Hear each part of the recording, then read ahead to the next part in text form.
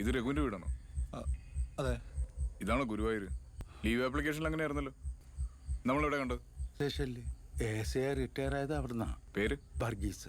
ഞങ്ങൾ ഒന്നിച്ച് ചില ഏർപ്പാടുകളൊക്കെ ഉണ്ട്. അതിന്റെ കാര്യം സംസാരിക്കാൻ വന്നതാ. സർവീസ് അല്ലാണ്ട് രഘു സാറിന് ഒരുപാട് ഏർപ്പാടുണ്ടല്ലേ? ജീവിക്കണ്ടേ സാറേ? ഈ KL 13M 9089 ഓട്ടോറിക്ഷ ആരുടെ? ഇവിടുത്തെ വണ്ടിയാ. അതിപ്പോ എവിടെയുണ്ട്? പുറയില്ല. കാണിച്ചു.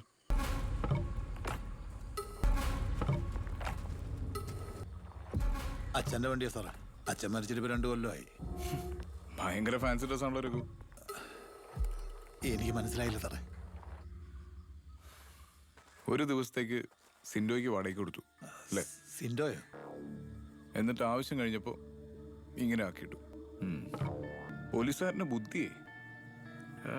ഹാരിസേ, ഇതിന്റെ ഒരു ഫോട്ടോ എടുക്കും.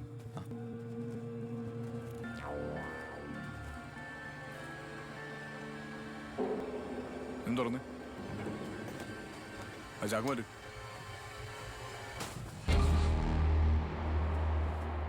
എന്താണ്? ചേട്ടന് കവലയിൽ ഒരു കടയുണ്ട് സാറേ. ചിക്കൻ സ്റ്റാളാ. അവിടുത്തെ. ഹാരിസൺ സാർ ഒന്നാമത്തെ കയറി നോക്കി. മാറുന്നുണ്ടോ? വെറുതെ വീട്ടിൽ കയറി കൊണാപ്പിക്കാൻ നിൽക്കില്ല കേട്ടോ സാർ. രഘു സാർ ഇങ്ങനെയൊക്കെ സംസാരിക്കോ? പൊട്ടിക്കേണ്ട ക്യാരക്ടറാണല്ലോ. ഞാൻ എന്നാ ചെയ്തിട്ടുണ്ടായി പറയുന്നത്?